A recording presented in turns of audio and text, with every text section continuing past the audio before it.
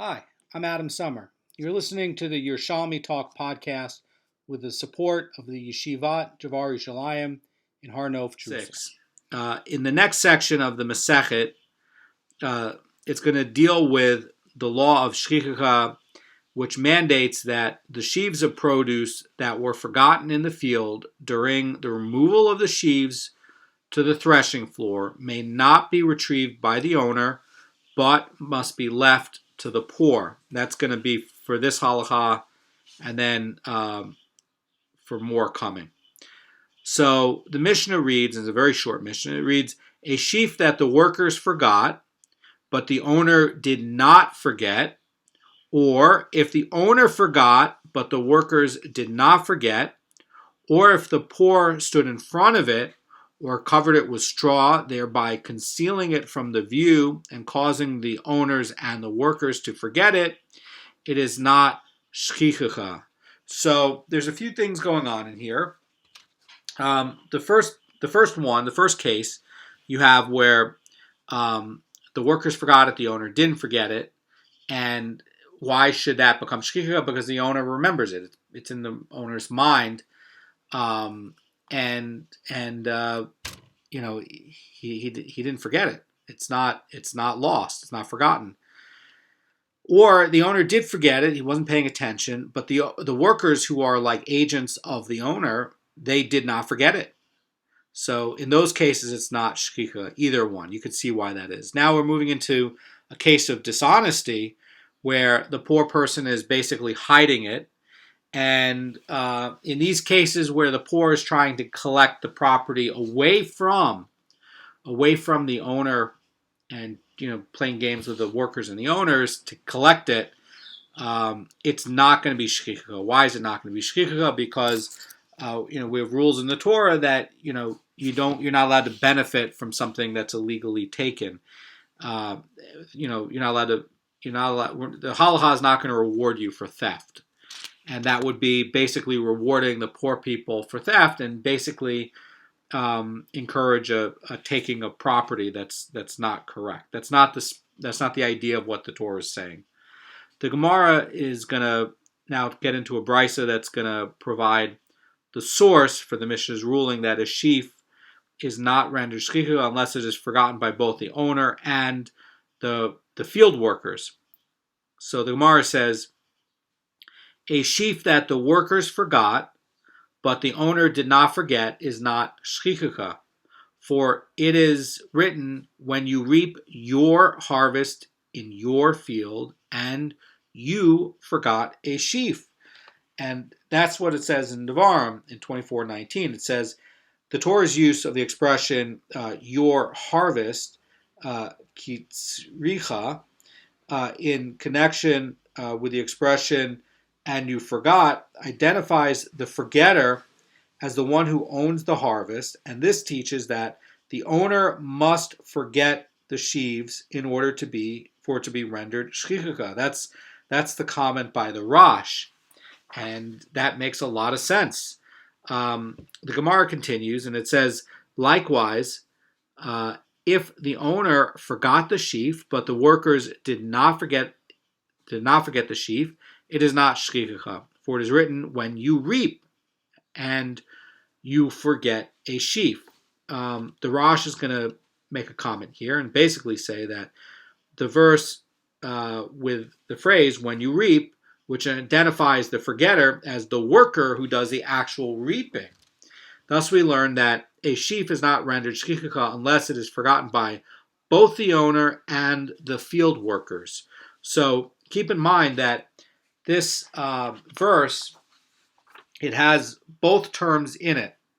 In 24:19 in Devarim, it says, your harvest and your reaping. And this is saying your harvest is referring to the owner, and your reaping is referring to the actual reapers, the actual workers who are doing the work. And then only after it says you forgot. And the way the Hachamim are reading it, they're saying that when both conditions are satisfied, that's when it is a forgetting. When the owner forgets it and when the worker forgets it. And only then. Brisa is going to present a dissenting view which holds that the owner forgetting is not necessarily a prerequisite for shchichucha. So, when is the owner's forgetting necessary? That's going to be the question. So, the Gemara reads, Rabbi Shimon ben Yehuda says the name of Rabbi Shimon, even if donkey drivers were passing on the road and they saw a sheaf that was forgotten by the workers but was not forgotten by the owner, it is not shchichucha. A sheaf that the owner is aware of does not become shchichucha unless it is forgotten by all the people, but when all other people have forgotten it, it does become shchichucha. The shchichucha operates solely as a function of the workers forgetting, with the owners forgetting being a technical necessity when he's standing in the field, so that the field will not acquire the sheaf for him and prevent the shchichucha from taking effect.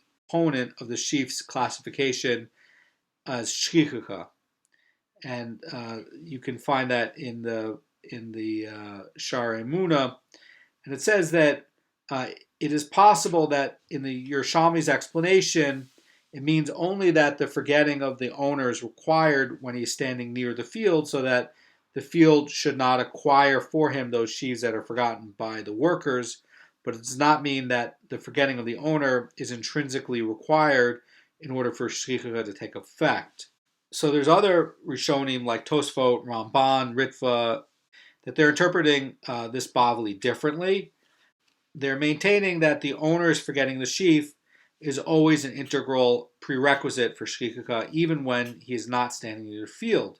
And that's really is implied by a simple reading of the Yerushalmi here, but the issue in the Bavli is going to be whether the owner's initial awareness of the sheaf at the moment the workers forgot it prevents the sheaf from becoming shchichucha, even when he too should have then basically come to forget it.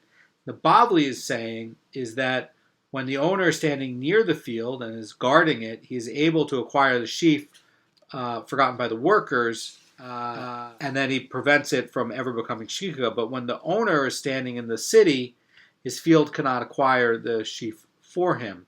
That's the point of what the Bavli is pointing out. According to this approach, Rabbi Moshe Feinstein, in his Burim and Seif 114, is saying that according to this approach, the shchichucha indeed means that the sheaf is forgotten by both the reapers and the owner.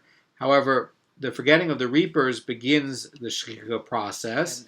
At this incomplete stage, the owner's field can acquire the semi-forgotten sheaf for him and prevent it from ever becoming shchichucha. So you have a slight disagreement here between the Bavli and the Yerushalmi. You can find, by the way, comment on this distinction in Bavli Baba Metzia 11a, where it's talking about the differences where the owner's in the field and when he's in the city. And the simple reading of the Yerushalmi that the owner could be in either place, but the Bavli is saying that the owner has to actually be out in the field. What's going to be the Halacha L'maisa? It's going to be by the Bavli, so it's basically going to be that the owner has to physically be there, and if he's in the city, then if he's in a city and he forgets it, and the workers forget it, then it becomes legal shchichucha. So there's an additional teaching by Rabbi Shimon, and it says, if the owner was standing in the city and was declaring, I know that the workers are forgetting the sheaves that are in such a place, and they, in fact, did forget a sheaf, it is not shchichucha. So there's a clarification. Rabbi Shimon is making an additional distinction. He's saying that that if the field owner is in the city when the workers forgot a sheaf, the sheaf does not become shchichucha because he himself was thinking about it and remembering it, basically. So this leniency applies even if the owner forgot the sheaf. In Rabbi Shimon's view, the shchichucha never takes effect when the owner is going to be in the city and thinking about it. So that's a a clarification that is not necessarily in the Bavli part. So, this idea that the owner is actually in the city, but he's actually thinking about this, XYZ sheaf, so that, Rabbi Shimon's pointing out, that is not a forgetting. But in a general sense, what the Bavli is saying is that if the owner is in the city and not thinking about it and not guarding the field, then and the workers forget the sheaf, then the field does not acquire it, and that's forgotten. So, just want to point out that the Rambam in Hilchos Matanos Aniyim, chapter 5, Halacha 1, is basically saying that the leniency applies even if the owner forgets the sheaf, and basically the Bryce's purpose is stating that the owner remained aware of the sheaf and was simply to maintain a symmetry with the ruling, and where this detail is an important factor. So the Rambam is holding that if the person wasn't there but he had his mind on it, then it's not forgotten.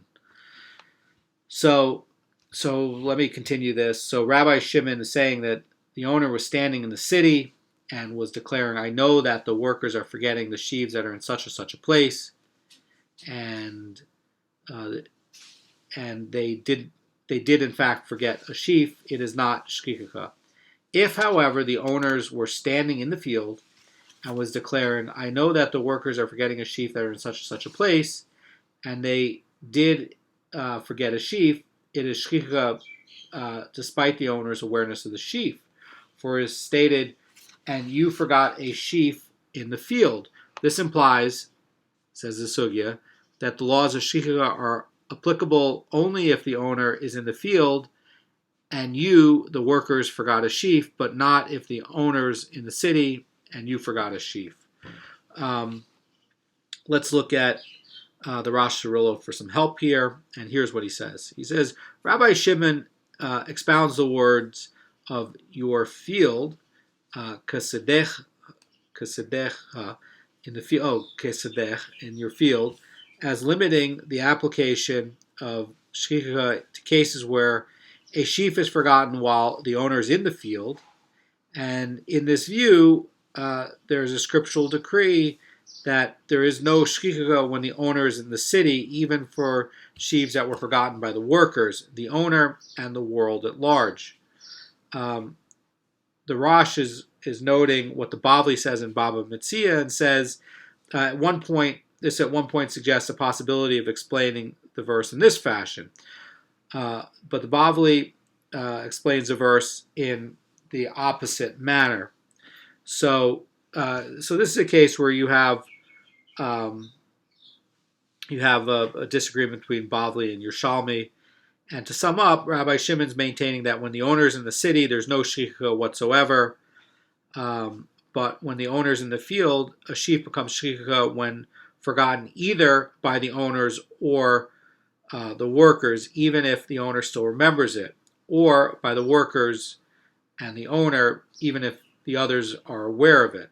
So basically, what this is saying that there's a special case when the owner is in the city but thinking about the sheaf, but when the owner is there and the workers are there, and one of them forgets it, it becomes a forgotten sheaf.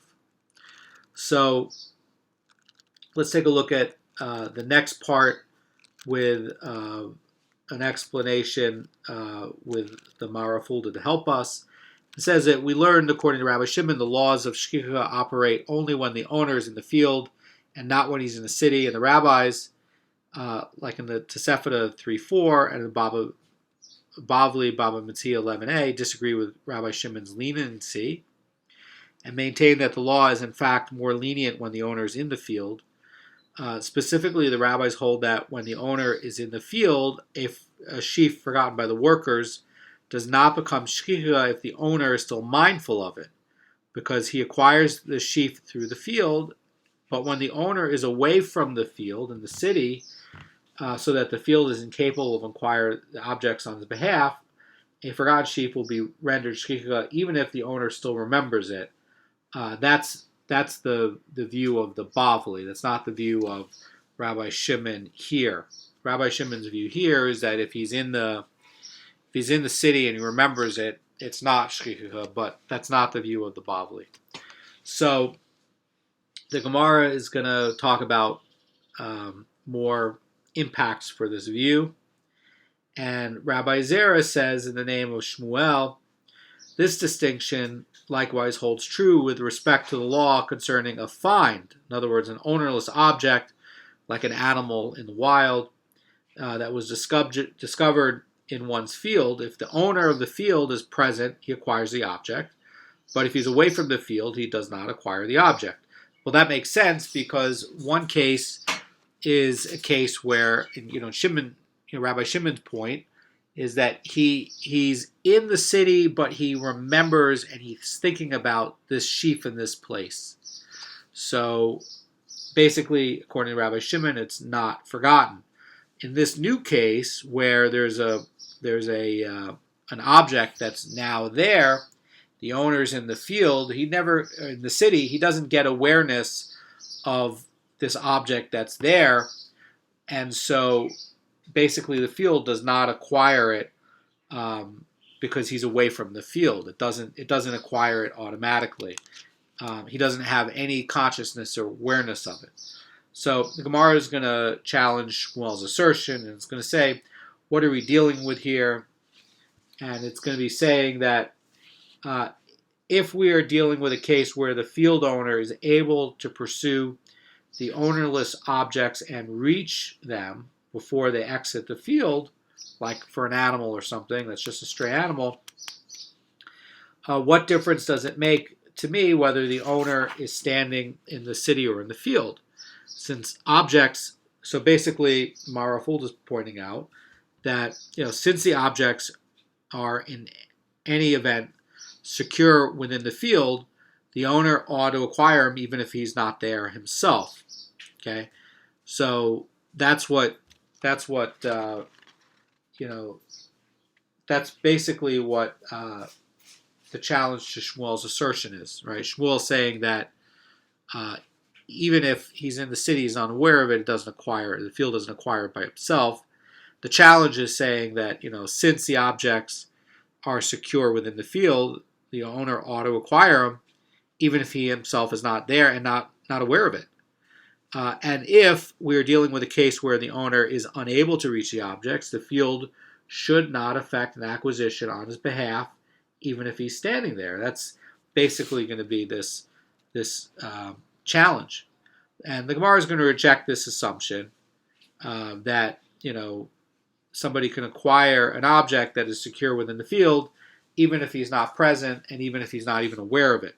Rabbi Abba Bar Kana said in the name of Rabbi Yassa, in the name of Rabbi Yochanan, this law that a person acquires ownerless objects by the virtue of their presence in the field applies only when the owner can pursue and reach them before they exit the field. And even so, he does not acquire them unless he is standing in the field. So I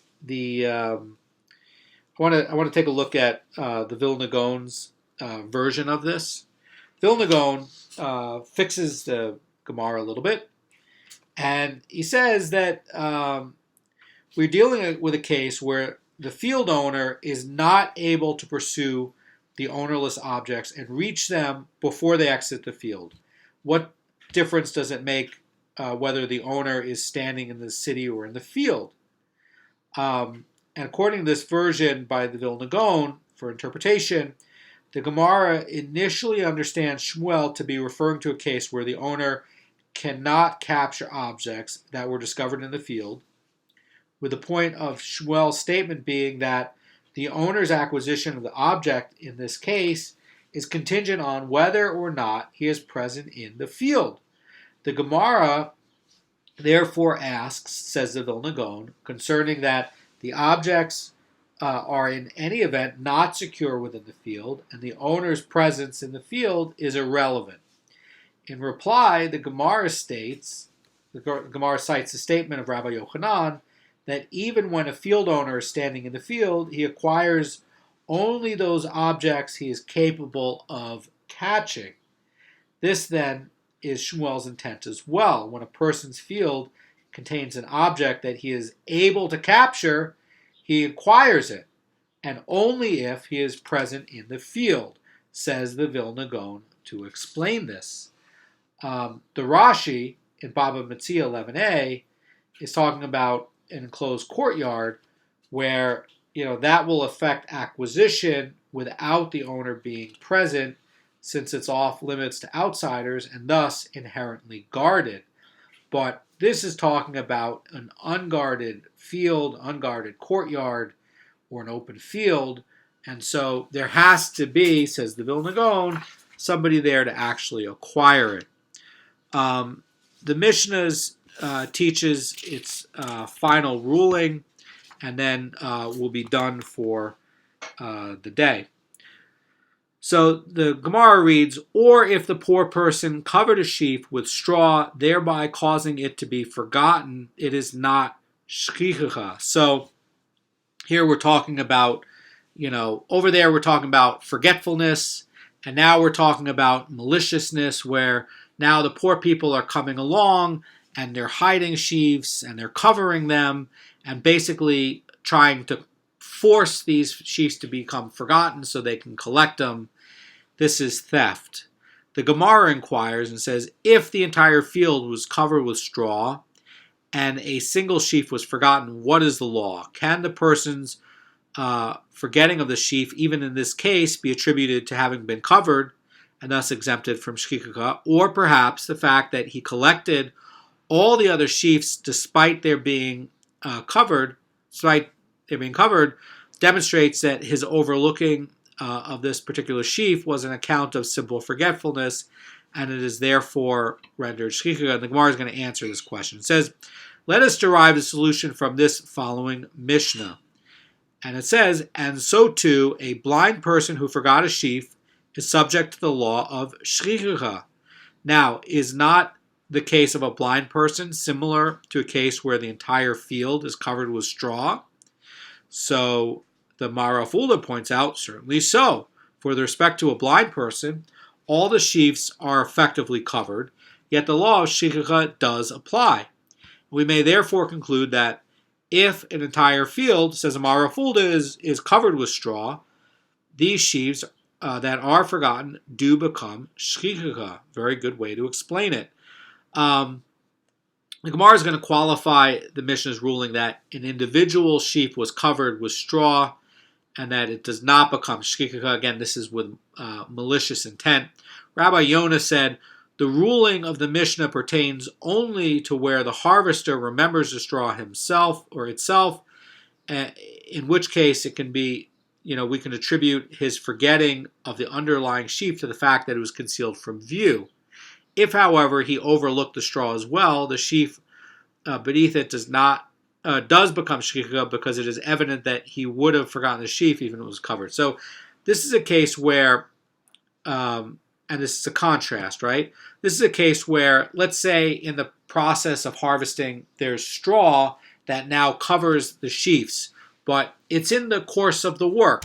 This is not a poor person coming to hide everything maliciously. We're talking about some of the workers took straw and it's kind of disorganized, and through the course of the work it covers the sheaves, and then they go and they forget it.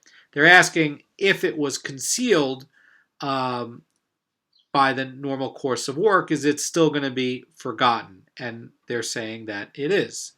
The Gemara correlates a statement with another Amara in a different context, and then we'll be done.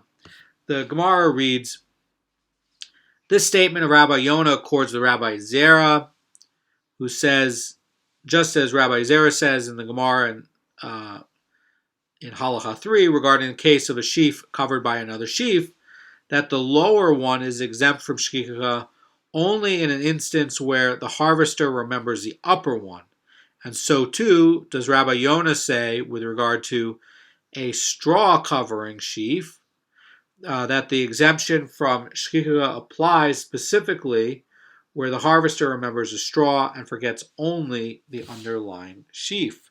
So this is basically the Tosefta 3:7, and it's citing a dispute regarding a case where someone who took hold of a sheaf to take it to the city, and he temporarily places it on top of another sheaf in a row, and ungathered produce. And when he subsequently gathers the produce in the row, both these sheaves were overlooked. And all agree that the upper sheaf is not shchicha because the owner has already taken hold of it with the intention to remove it from the field. The status of the lower sheaf is a matter of contention between Rabbi Shimon and the rabbis. Rabbi Shimon follows Rabbi Yehuda's opinion that the hidden produce is exempt from shchicha, and he exempts this covered lower sheaf as well.